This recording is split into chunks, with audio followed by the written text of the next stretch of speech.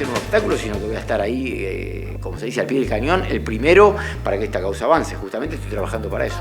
Es imposible de describir el estado de conmoción. Se está tratando de proceder a rescates en el interior de lo que fuera el edificio de la AMIA.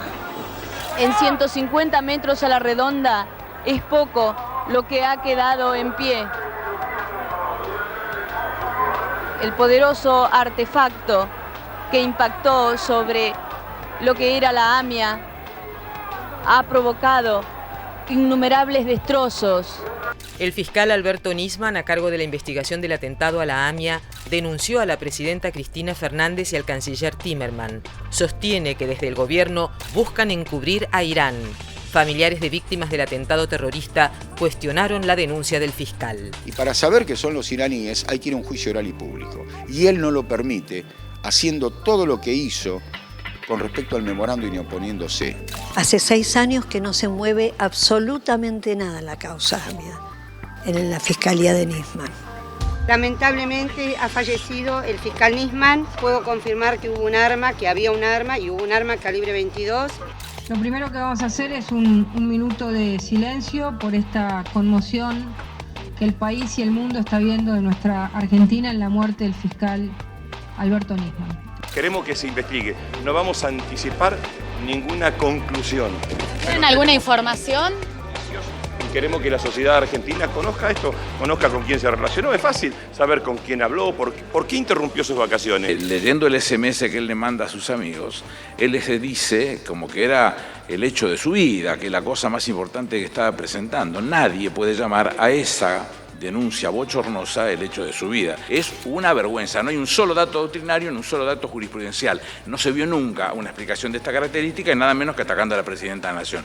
Es una vergüenza la presentación.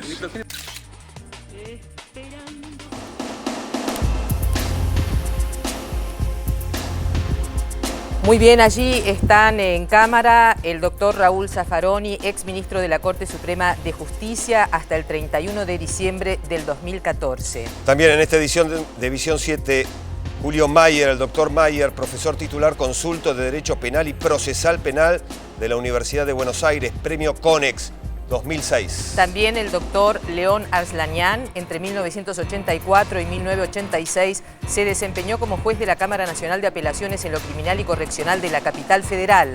En ese carácter, participó del histórico juicio a las juntas militares que se realizó en 1985, presidiendo el tribunal al momento de dictarse la sentencia. Fue ministro de Justicia y Seguridad de la provincia de Buenos Aires.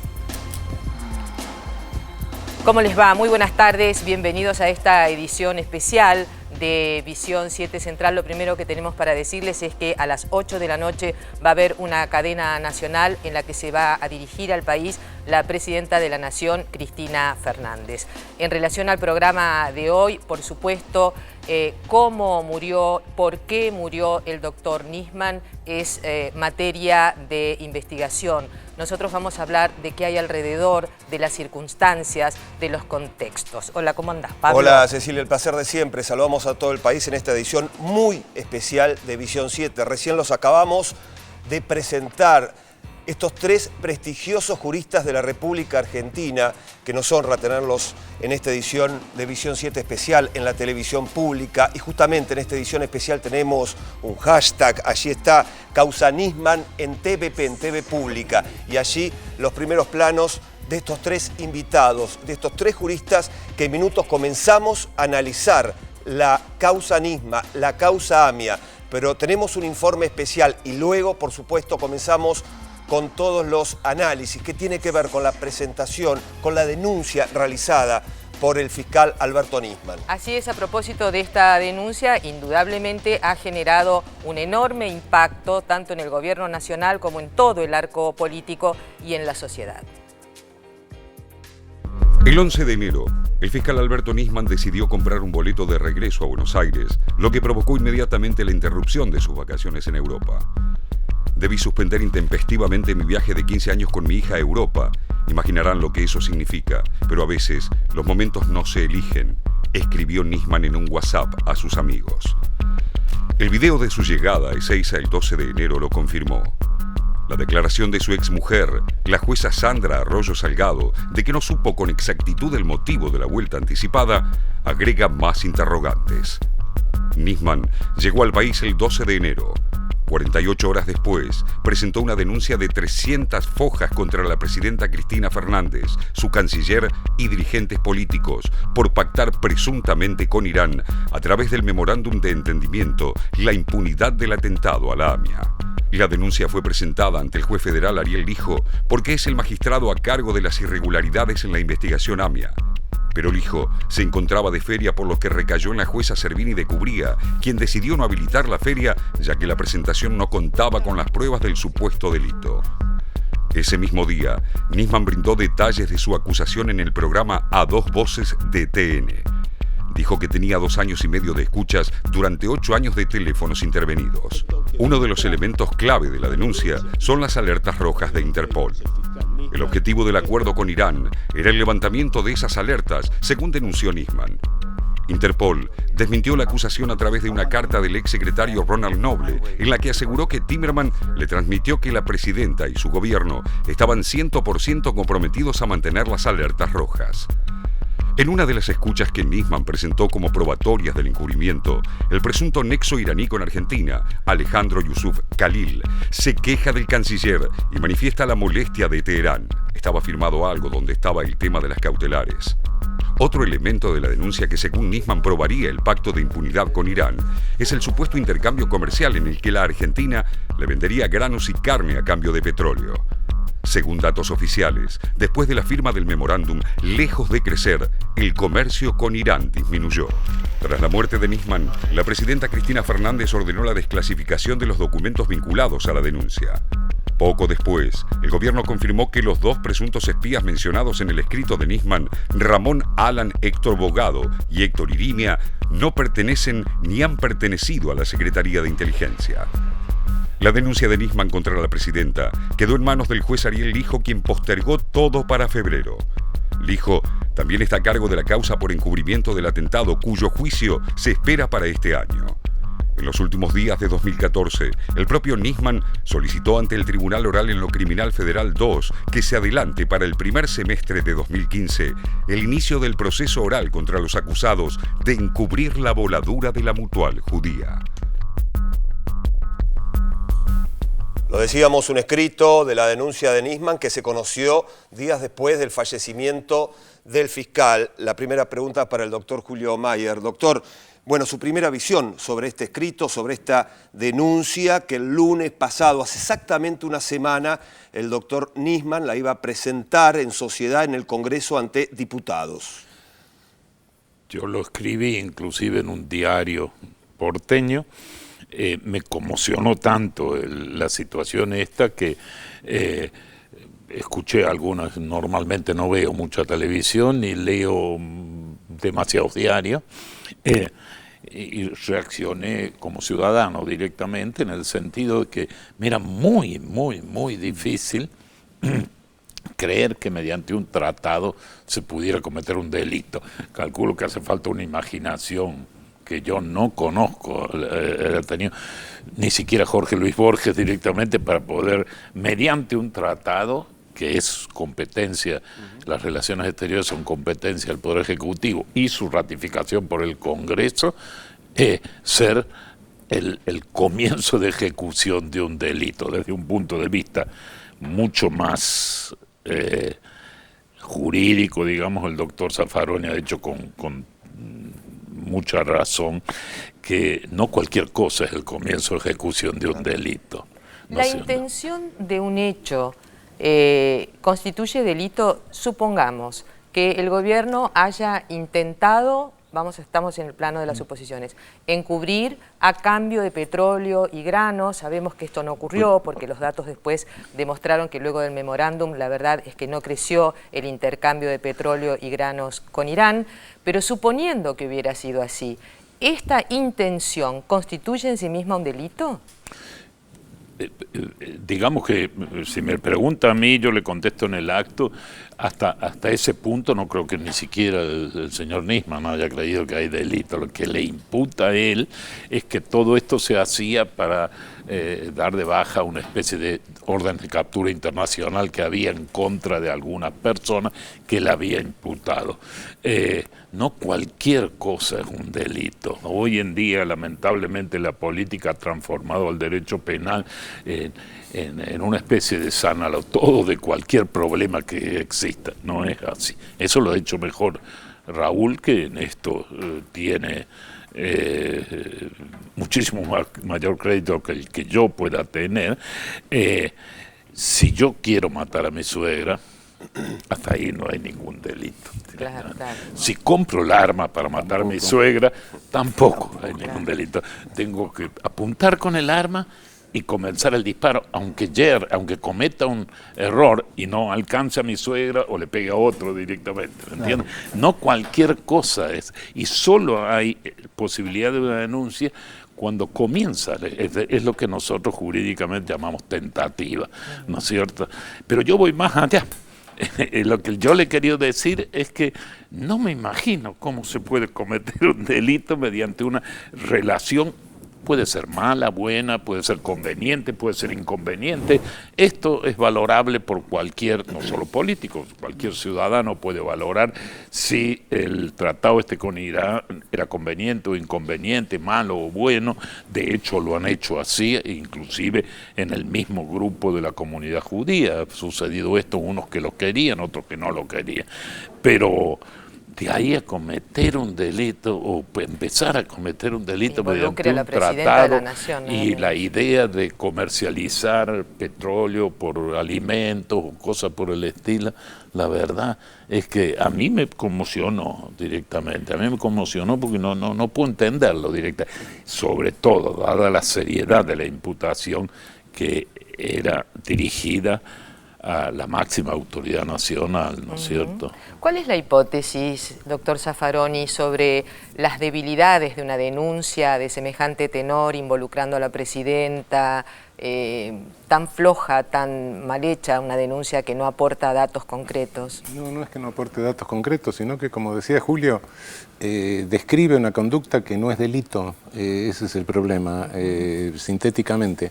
Los actos preparatorios no son delitos. Si yo estoy parado delante de la puerta de la casa que pienso robar, eso no es delito. Recién cuando estoy tratando de forzar la puerta, empieza el delito. Ahí hay una tentativa. Bueno, esto no llega al grado de tentativa. Y si llegara al grado de tentativa, suponiendo que forzando todo, dijéramos, el memorándum es tentativa, bueno, la comunicación de Timerman con Interpol es un desistimiento. Es como si hubiera abierto la puerta y dije, no, me arrepiento, cierro la puerta y me voy. Estamos hablando de las alertas rojas. Exactamente, y el desistimiento deja impune la tentativa. Claro. Bueno, eso lo sabe cualquier abogado. De modo que, primero, lo que está denunciando no es delito. Segundo, ¿qué lo lleva a denunciar eso? Bueno, ahí entramos en dos hipótesis. Evidentemente que alguien lo determinó, evidentemente que alguien le dio información falsa, evidentemente que eso lo estaba preparando antes y quizá no estaba terminado, nadie en 24 horas escribe 400 hojas. Evidentemente que interrumpe un viaje de una manera muy rara para venir a hacer eso en un determinado momento. No es cierto que eso lo hubiese determinado la posibilidad de que lo removiesen del cargo, porque él como ciudadano, si tenía noticia de un delito y como funcionario, tiene la obligación de denunciarlo igual aunque no esté en el cargo. De modo que todo eso, ahí hay algo raro. Yo creo en la buena fe del doctor Nisman y creo que le hicieron armar una cosa, lo convencieron de algo. No es la primera desviación que se produce en la causa AMIA como resultado de que le hacen la cabeza a algún funcionario judicial, etcétera, ni es Nisman la primera víctima. Sí, la primera víctima letal, pero hay otras víctimas anteriores, prefiero no hablar de eso.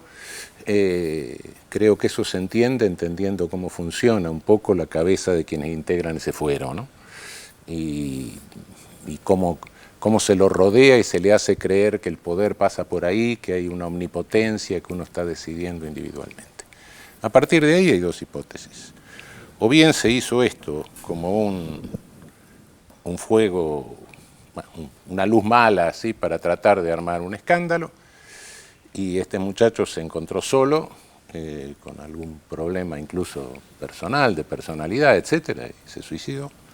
O bien una cosa mucho más terrible, que es que primero lo usaron y después lo mataron.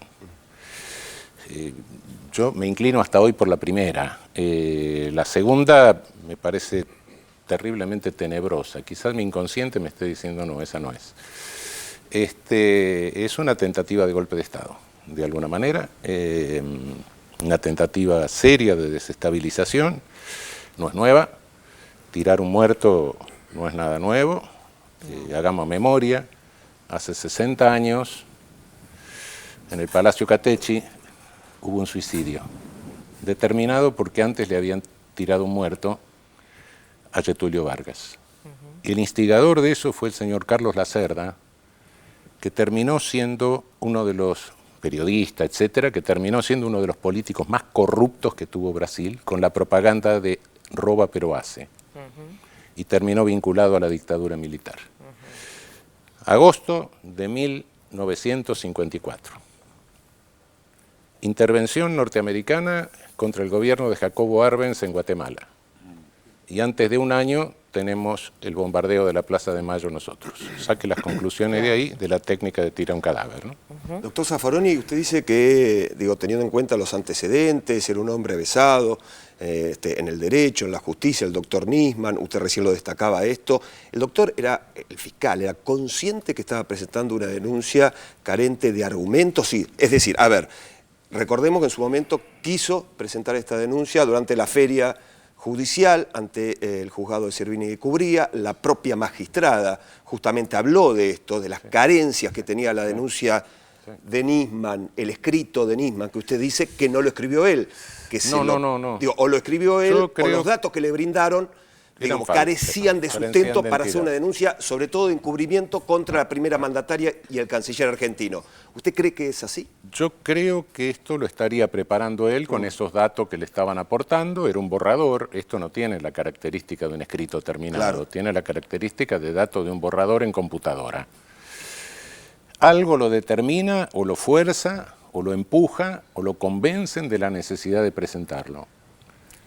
Y después que lo presenta, y creo que él se daba cuenta de la debilidad de todo esto, lo dejan solo.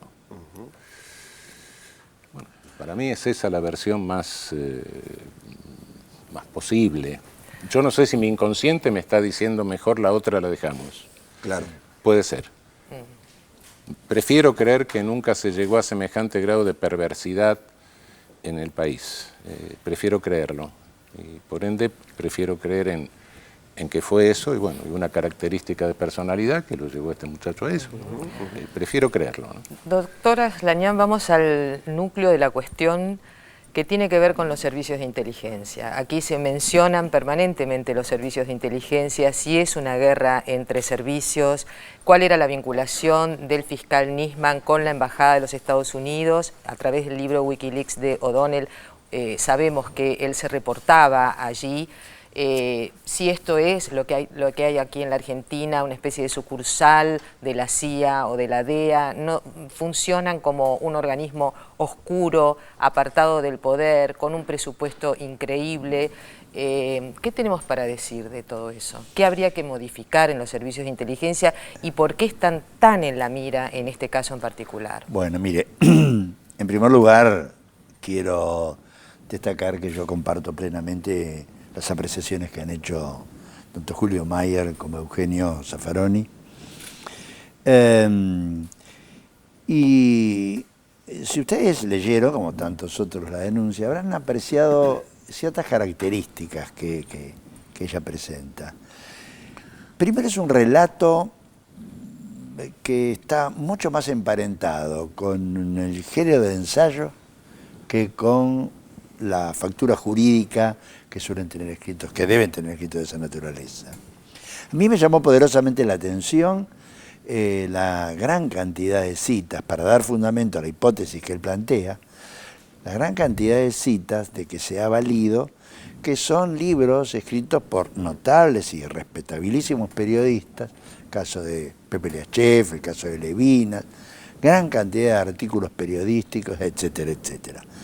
Esto no es usual en un escrito judicial, en un escrito jurídico. Un escrito jurídico prescinde de este tipo de circunstancias y sí se refiere, incluso en lo fáctico, en el desarrollo de los hechos, hace mérito de pruebas, Esas pruebas tienen distinta naturaleza, distinta entidad. Por lo general son pruebas documentales, son testimonios, son reconocimientos, en fin, una gran cantidad y variedad de pruebas que los códigos procesales describen. Cuando uno lee la denuncia esta, lo que encuentra es que lo que podríamos llamar prueba incorporada al expediente son nada más que escuchas telefónicas. Escuchas telefónicas llevadas a cabo, por supuesto, por una agencia de inteligencia como es la ex-CIDE, hoy sí. A quien, por esas razones, por esas cuestiones institucionales a veces difíciles de explicar, se le ha encomendado de un modo exclusivo y excluyente las escuchas telefónicas que se practican en cualquier investigación de cualquier tribunal, de cualquier lugar de la República Argentina. Esto es, concentran ese poder. La oficina que hace esto, la agencia que se dedica a hacer este tipo de cosas, se llama Oficina de Observaciones Judiciales, más comúnmente llamada la OJ. Esa OJ está manejada por personal de la Secretaría y su labor es hacer interceptaciones telefónicas, hacer escuchas ordenadas por magistrados que lo hacen a través del libramiento de un oficio. Con fundamento en la existencia de una necesidad en un proceso penal determinado.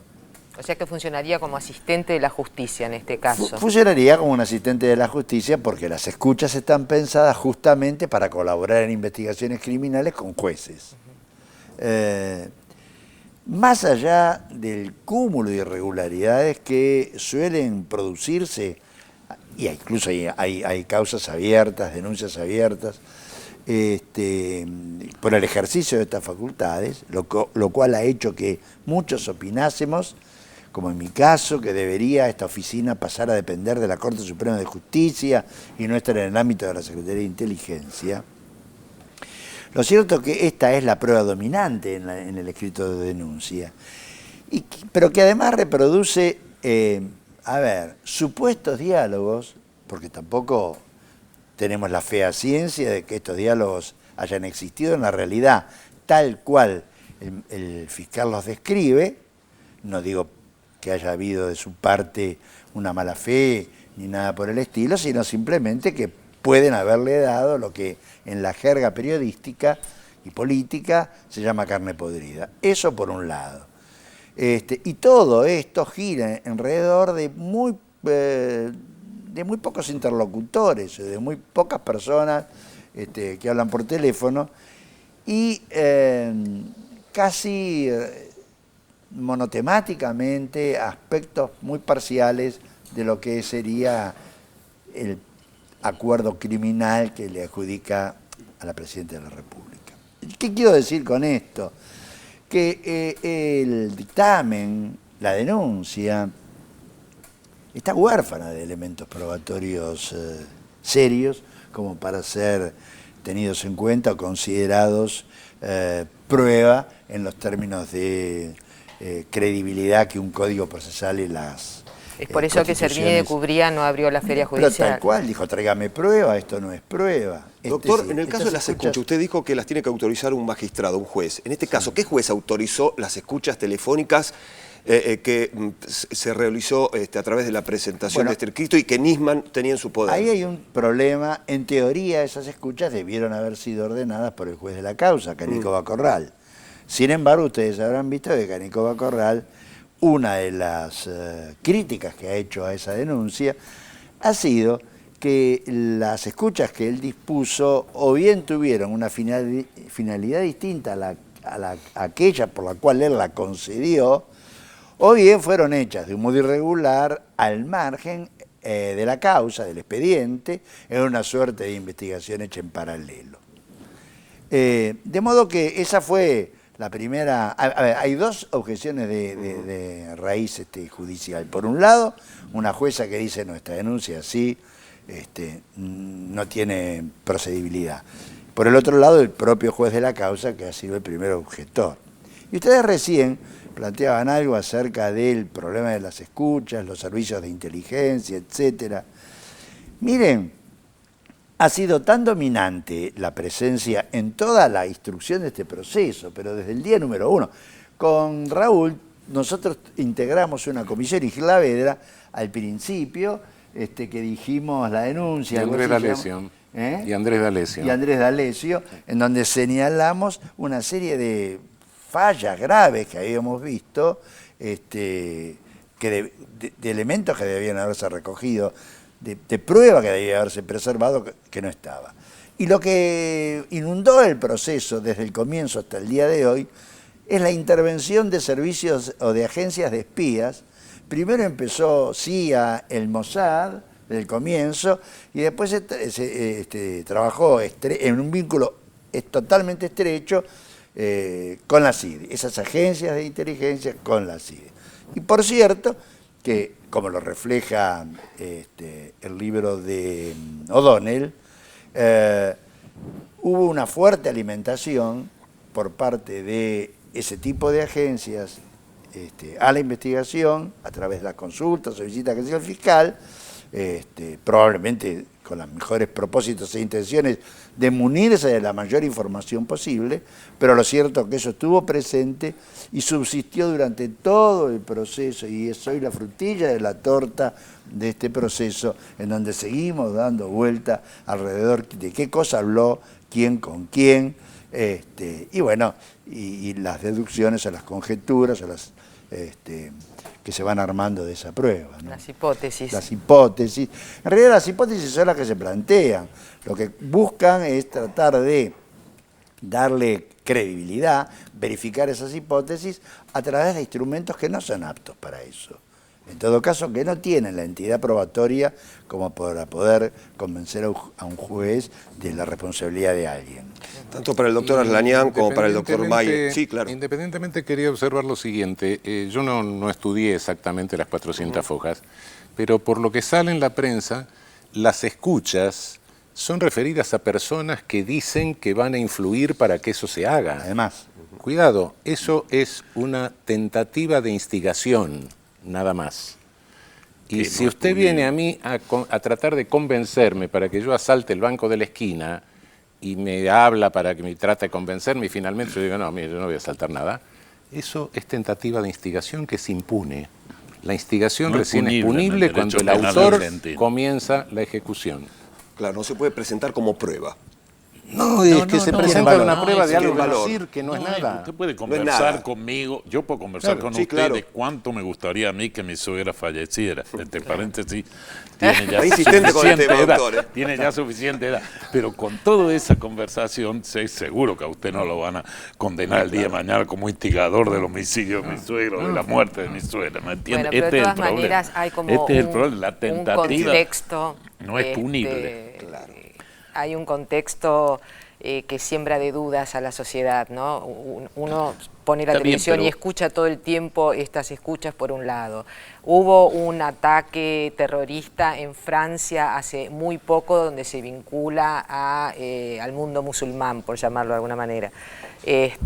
O por lo menos a un grupo de ese mundo sobre musulmán. Que todavía se discute si claro.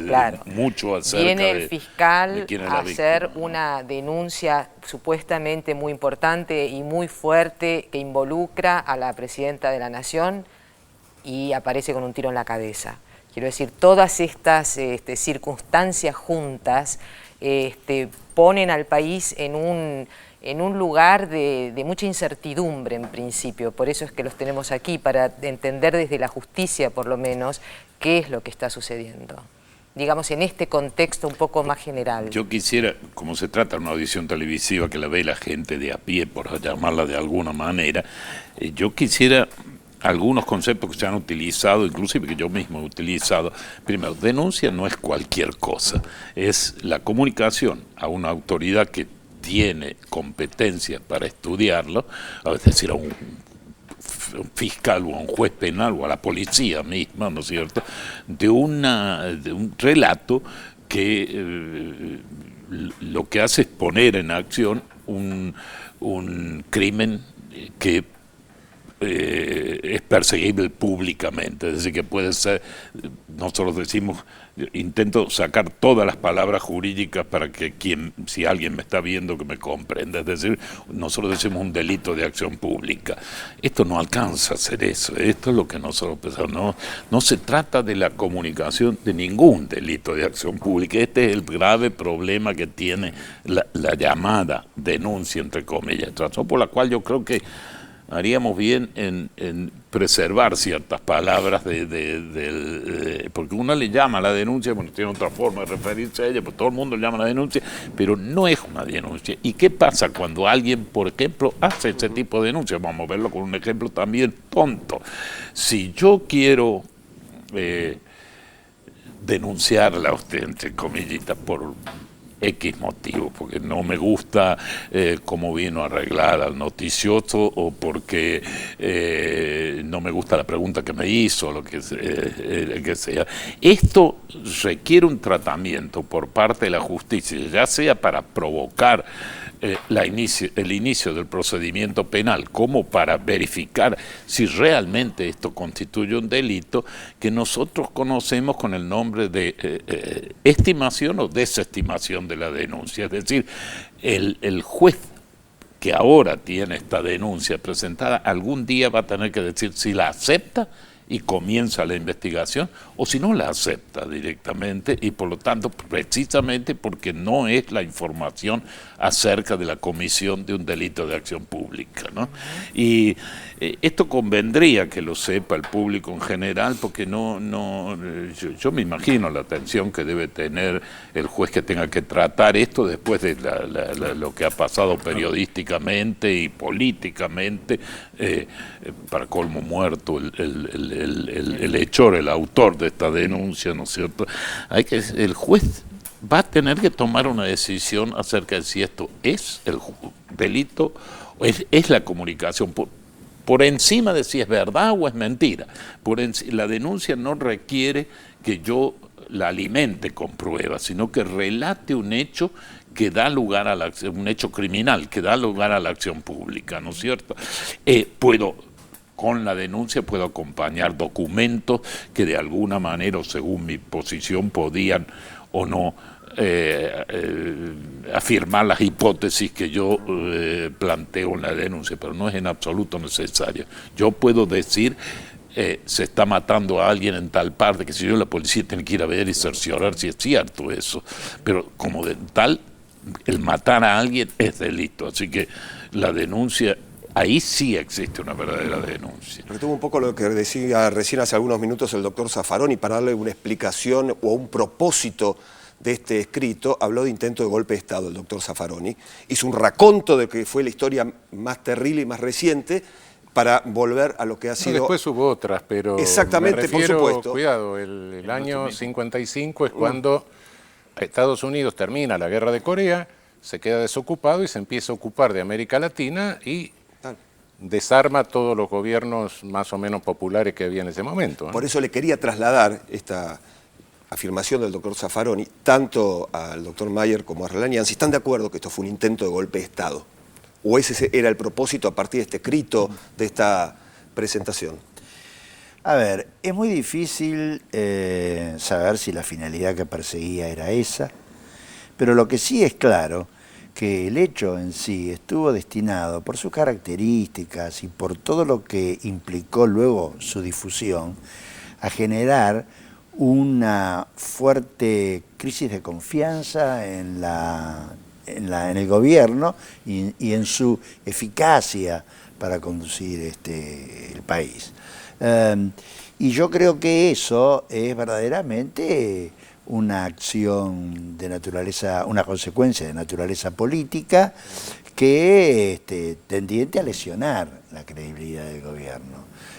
Hay una serie de circunstancias que alguna vez saldrán a la luz, se explicarán, ¿no? No sé. Pero, por ejemplo, hay algo que es imposible de entender.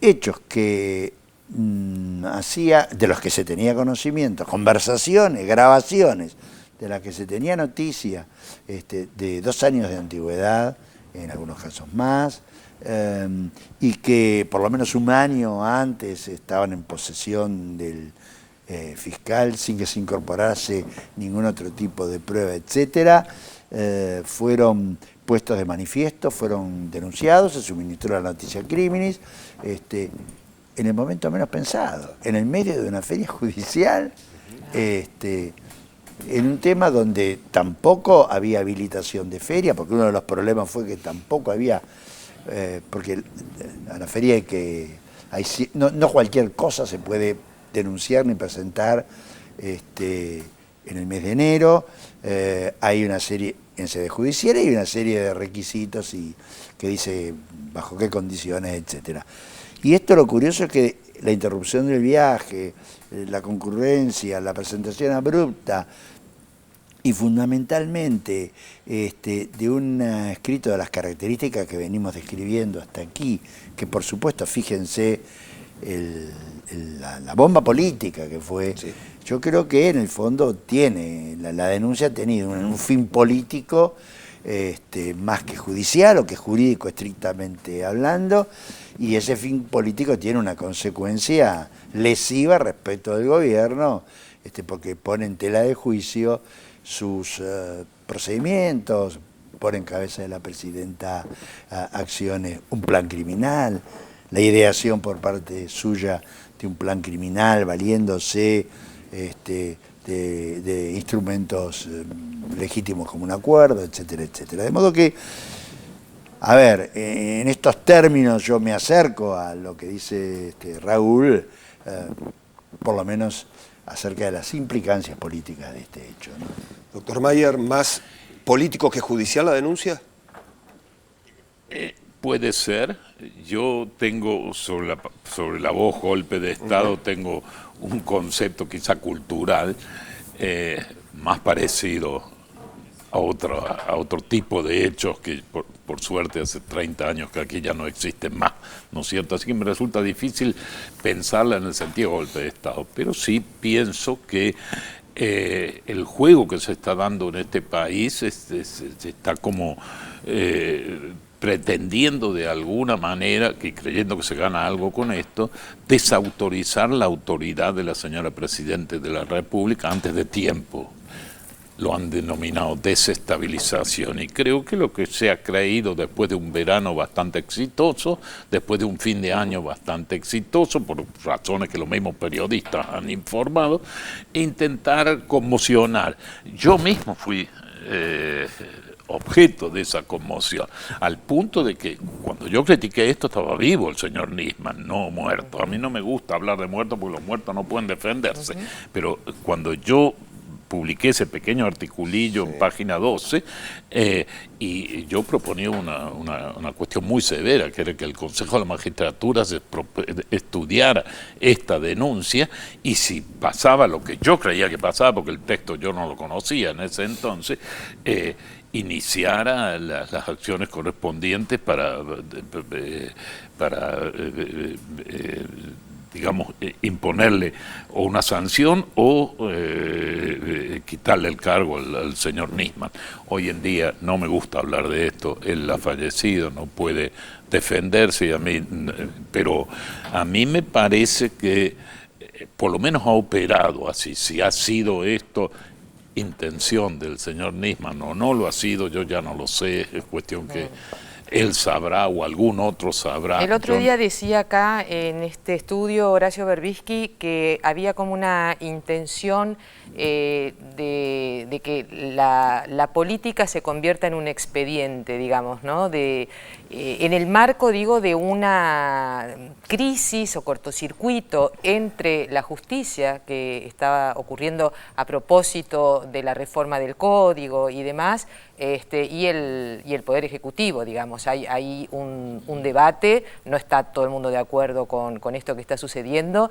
Quiero decir, esta relación, este vínculo entre la justicia y el poder político, ¿hay una especie de pulseada en este momento en relación a ver ¿Quién puede más? Para mí está a la vista un poco la pulseada. No sé si esto es motivo de una asociación ilícita o cosa por el estilo, esto ya no lo sé, pero para mí está a la vista que hay realmente, yo lo he llamado cisma judicial, y de hecho hoy hay dos asociaciones totalmente distintas directamente, una la tradicional, digamos, más conservadora, que es absolutamente visible que no está de acuerdo con el gobierno actual directamente que encabeza la señora Presidente, y otra agrupación que todavía está en veremos. Yo pertenezco a ella, así que no quiero tampoco ser juez y parte, que todavía estamos probando a ver qué es, pero que no coincidimos con la Asociación de Magistrados tradicional directamente. ¿Sí? Y creo que esto se nota en una serie de acciones. Por ejemplo, el actual presidente de la Asociación de Magistrados, que es conocido, amigo mío inclusive, amigo no puedo decir, pero muy conocido mío, ha dicho el otro día cosas que yo no sé cómo las puede afirmar. Además, él nunca hizo derecho penal, pero él está seguro que esto es un homicidio, que lo mata, que alguien mató al señor Nisman directamente. Yo, francamente, lo aplaudiría, debe ser. Lo que pasa es que los jueces, yo tengo, a pesar de que he sido juez y que tengo dos jueces que han sido jueces al lado, yo tengo jueces o fiscales, da lo mismo, los funcionarios judiciales, yo no tengo un gran concepto de los funcionarios judiciales, esa es la verdad, a pesar de que yo lo he sido, no siempre, pero en grandes partes de mi vida he sido funcionario judicial. Pero yo por lo menos no creía que era representante de Dios en la tierra para expresar la voluntad de Dios a los seres normales como ustedes. Yo siempre creí que cumplía un servicio, para eso estaba, que me podía equivocar, podía cometer un error y que bueno, me tendría que disculpar en ese caso directamente, y un error grave porque yo he impuesto penas privativas de libertad, más todavía. Podría contar, no lo voy a hacer, anécdota de alguna pena privativa de libertad que impuse a un inocente directamente. Estamos hablando de la denuncia del fiscal Nisman, que tiene que ver con el encubrimiento al atentado a la AMIA. Hace 21 años que ocurrió el atentado a la AMIA, hace 21 años que hay impunidad. Una causa que no tiene detenidos, esto hay que aclararlo, 85 muertos, un montón de familiares que siguen llorando a sus víctimas y siguen pidiendo justicia. Esta es la historia del caso AMIA.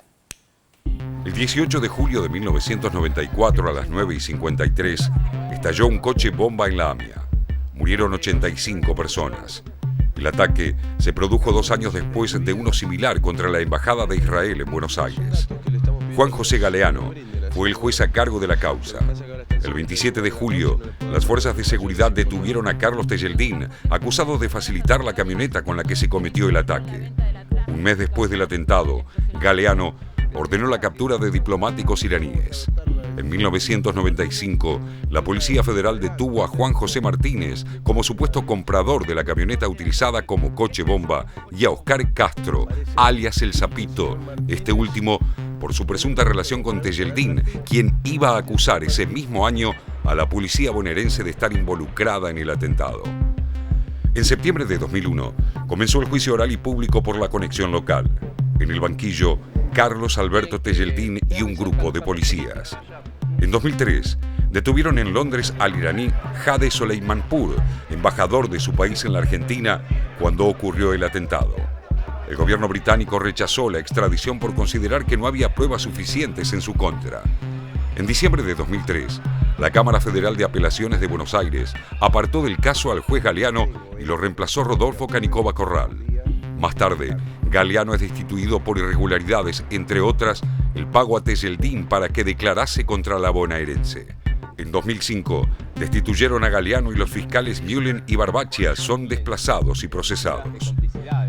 Después de 3 años de juicio por el atentado, el Tribunal Oral número 3 declaró nula la causa, absolvió a todos los imputados y se creó una fiscalía especial dirigida por Alberto Nisman. Aquí también se abre una nueva causa por encubrimiento a cargo del juez Ariel Lijo, en la que están implicados el expresidente Carlos Menem, el ex juez Galeano, el ex secretario de inteligencia Hugo Anzorregui, el ex titular de la DAIA Rubén Beraja y el ex comisario Elfino Palacios, ex jefe de la Metropolitana. En 2006, Nisman acusó formalmente a Irán de ser autor intelectual del atentado y a la agrupación Hezbollah de ejecutarlo. En 2009, los familiares y la Fiscalía apelaron y la Corte Suprema ordenó reabrir la pesquisa. En septiembre de ese año, la presidenta Cristina Fernández pidió en la ONU a Irán que colabore con la investigación. En 2011, un cable filtrado por Wikileaks mostró que el gobierno estadounidense presionó al fiscal Nisman para que centrara su investigación en la pista iraní. El 27 de enero de 2013, los gobiernos de Argentina e Irán firmaron un memorándum de entendimiento para intentar avanzar con la causa. Interpol consideró por entonces que el memorándum significaba un desarrollo positivo para el esclarecimiento del ataque.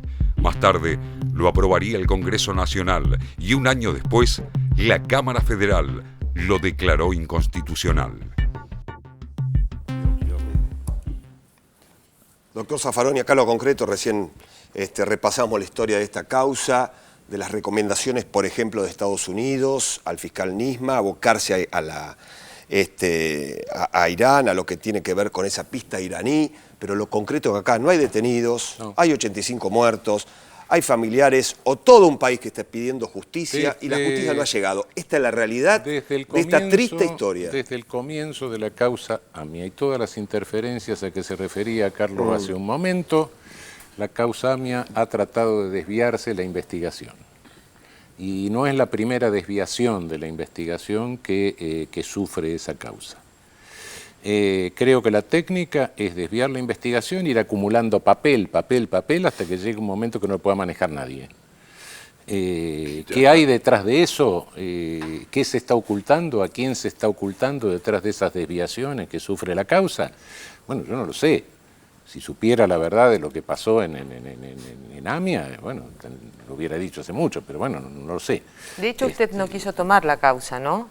Hubo un momento... No, con motivo de esa intervención que tuvimos con Carlos, Ricardo Gil Lavedra y Andrés D'Alessio, hicimos un dictamen, un informe, que bueno, habíamos adelantado opinión sobre la causa y bueno, no podía intervenir después como juez cuando ya había adelantado mi opinión. Esa era la razón. Bueno, doctor Arlanian, comienza esta causa con un juez como Galeano. Digo, ni nada más ni nada menos, cuya investigación ha sido criticada por los juristas más importantes del país, inclusive por usted. Nulificada. Sí, claro. Nulificada. Sí, pero fíjense qué curioso. Nosotros llevamos 21 años de investigación, ¿no? Y hoy estamos en el mismo punto, porque el problema que se le plantea a Galeano es un problema referido a la conexión local. Claro. Es el fraguar información o prueba o obtener pruebas con un origen espurio para acreditar esto. Pero él, desde el punto de vista de responsabilidades internacionales, si la memoria no me es infiel, había llegado al mismo punto en que se está hoy, señalando que los responsables eran el agregado cultural iraní, el encargado de negocios, en fin, una serie de personalidades que son las mismas respecto de las cuales, respecto de las que pidió la captura internacional, que después quedó sin efecto, seguramente con motivo de la nulificación del proceso, pero que casualmente retoma luego el fiscal Nisman y hace su formulación o su pedido de captura respecto de las mismas personas a lo que hace lugar el juez Canicova. Esto es, desde entonces hasta esta parte, estamos parados en el mismo lugar. Este es el tema, el dilema grande que tiene un expediente en donde es evidente que han convergido presiones de distinta naturaleza, de todo tipo, pero yo creo que hay que tomar en algún lado la decisión de ponerle coto. De alguna manera la causa tiene que terminar. Y no es cierto que solamente podría terminar si declarasen los prófugos. Porque un expediente se puede terminar con prófugos y se podrán determinar las responsabilidades de otros que no están prófugos y que declararon estar imputados en el expediente, elevar eso a juicio, y los prófugos quedarán todo el tiempo prófugos y toda la vida, porque evidentemente por la naturaleza del delito no puede prescribir. Luego, entonces, esos imputados iraníes quedarán en Irán y no podrán salir nunca hasta que cambie un gobierno y aparezca un régimen republicano, no sé, otro tipo de... y que diga, miren, acá están, se los entregamos para que los juzguen. Pero no puede ser motivo para que un expediente no termine nunca. No, claro. Nunca. Encima es imprescriptible. Y encima, en este tipo de delitos, hay jurisprudencia de la Corte Suprema de Justicia de la Nación que dice que los imputados no tienen derecho a ser juzgados en un plazo razonable, como dice el derecho convencional, la Convención Americana de Derechos Humanos, con lo cual un imputado de conexión local en la Argentina puede estar 40 años sometido o más, lo que dure su vida, a un proceso en el que se irán sucediéndose funcionarios, fiscales, jueces, etcétera. A esto hay que ponerle, me parece a mí, en algún momento coto. Bueno, pero evidentemente alguna razón interviene para que esto no se resuelva, para que se mantenga la impunidad, razones oscuras.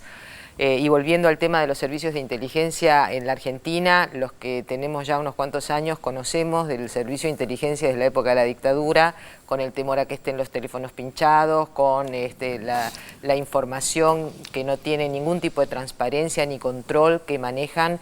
Yo no sé si hay otros ejemplos en el mundo de servicios de inteligencia, cómo se manejan los secretos en los estados. Lo cierto es que en la Argentina se vienen manejando de manera totalmente discrecional. Bueno, sí, al margen de lo que diga el presidente de Estados Unidos, su servicio de inteligencia le interviene el teléfono, le escucha el teléfono clandestinamente a Frau Merkel, evidentemente se está manejando también de una manera que no sería el mejor es un cierto peligro internacional, ¿no? Sí, claro. Dos aclaraciones respecto a esto. Es importante, yo creo que usted lo vio al punto, es importante también que la audiencia conozca que una escucha telefónica de cualquier otro tipo, la apertura de una correspondencia o incluso en el mail también, ¿no es cierto?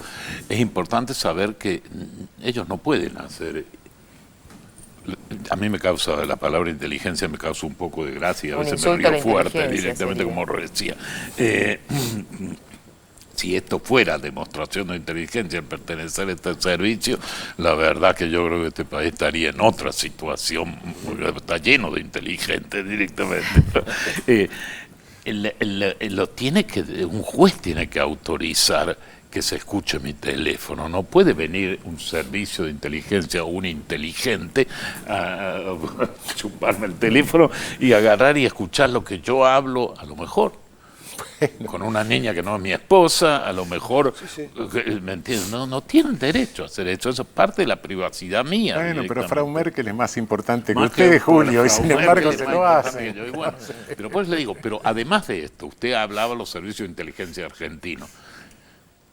Debo ser muy ingenuo yo, pero yo no conozco ningún servicio de inteligencia en el mundo, y tanto es que el país que teóricamente, tanto técnicamente o científicamente como también económicamente está a la cabeza del mundo, que es Estados Unidos, tiene servicios de inteligencia que funcionan autónomamente para el fin que tienen ganas directamente. No solo en eso. Fíjate que hay un servicio de inteligencia también para drogas en Estados Unidos, por supuesto. ¿Y qué lograron? Tendrían que venir a rendirle cuenta a Obama o al señor Obama o a quien sea directamente, rendirle cuenta y dijeron, logramos una disminución del tráfico de drogas, logramos que menos gente consuma drogas. No, cada vez hay más gente y el tráfico de drogas es más grande y estos servicios de inteligencia también cada vez son más grandes directamente. ¿Y para qué sirven? Esto es lo que pregunto yo. Eso me hizo decir el otro día a mí que hablaban de una nueva ley de inteligencia. Sí. Yo creo que hay que hacer una ley de desinteligencia. Es decir, hay que derogar la ley de inteligencia y punto, y nada más. En eso soy drástico. No sé qué hace un servicio de inteligencia. Francamente, no tengo la menor idea qué es lo que hace. ¿Qué es lo que hace legítimamente? Y legítimamente puedo imaginarme muchísimas cosas. Una mirada drástica es la de Julio. Yo creo que sí que un servicio de inteligencia es muy importante, por empezar, es muy importante la inteligencia criminal. La inteligencia es obtener información y hacer un análisis de esa información para obtener conclusiones válidas y aptas a los fines de una investigación en curso. Esto es útil, no podemos decir que no lo es, y lo malo de todo esto es el desvío de poder.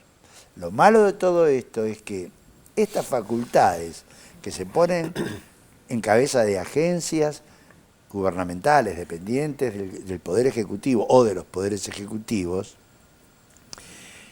malversan el poder le dan a este poder un destino indebido, impropio.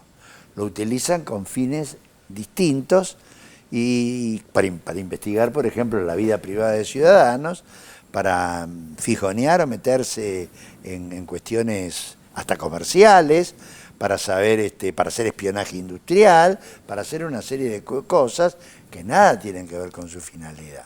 El problema más grave que tienen las agencias estas es la necesidad de tener un control político férreo, eficaz, y por cierto un control judicial, y por cierto no utilizarse tampoco por parte de ningún poder político de un modo distinto a aquel que su propia función. ¿Y hay herramientas para esa transparencia? Pero claro que sí, por lo menos para mejorar sustancialmente el cuadro de situación actual. Julio decía que hay que derogar la ley de inteligencia. Yo creo que hay que reformularla y hacer una reingeniería de toda la inteligencia, organizándola de modo, y además fragmentado. La Gestapo por un servicio de inteligencia. Claro que sí. No, una policía secreta, guarda. El Geheimnis Staatspolizei, policía secreta. No, el régimen de la República Democrática, acá hay una película fantástica que creo que se llama, bueno, no me acuerdo, pero de la Alemania. Pero Carlos, esto no es resultado de un fenómeno más amplio que se llama autonomización policial. Tal cual. Si se te autonomiza una policía provincial, se te autonomiza una policía federal, sí, claro. Bueno, pero cuando se autonomiza un servicio de inteligencia, cuidado, porque está en riesgo la seguridad del Estado. Obvio. Está en riesgo la defensa nacional. Guarda. La película es La vida de los otros. La vida de los otros. Yo no conozco ningún servicio. Es excelente. Bueno, es la patética demostración de qué puede pasar con un servicio cuando se lo dota de poderes ómnimos o no se lo controla debidamente.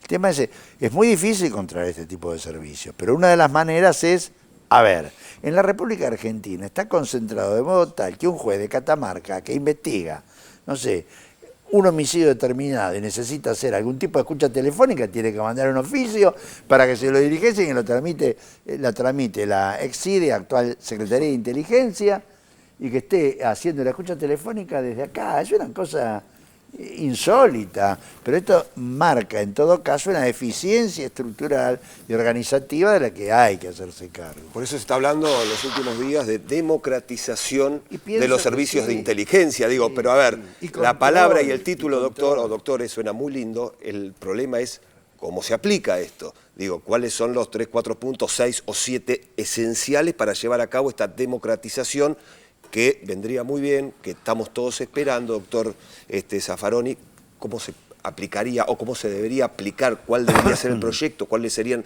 o tendrían que ser los puntos centrales, principales? No soy un especialista, pero he leído un artículo de Saín que me pareció bastante bueno. Bueno. Dos cositas quería aclarar. Julio me imputaba el concepto de golpe de Estado. Cuidado, el colonialismo tiene distintos momentos y los golpes de Estado del neocolonialismo era sacar el ejército y ocupar la casa de gobierno. Ahora los golpes de Estado en esta fase avanzada del colonialismo, que se llama globalización también, son distintos. Los golpes de Estado se dan de otra manera, son desestabilización de gobiernos, como que se hace fundamentalmente a través de medios masivos de comunicación. No me voy a referir al país, vuelvo para el extranjero. Regi Globo, todo lo que hicieron a Dilma Rousseff. Bueno, ahí tienen. Esa es la forma de dar golpe de Estado en este momento. El Mensalón, un escándalo, etcétera. Esa es la forma de golpe de Estado de este momento del poder del mundo, que no es la clásica, claro, la otra que conocíamos nosotros, que salían del cuartel y agarraban el gobierno. Claro, sí, seguro. Bueno, quiero decirles que en 2 minutos nada más va a comenzar la cadena nacional. Vamos a escuchar a la Presidenta de la Nación con mucho entusiasmo, interés y ansiedad, porque la verdad esperábamos su palabra, así que ya en 2 minutos nada más.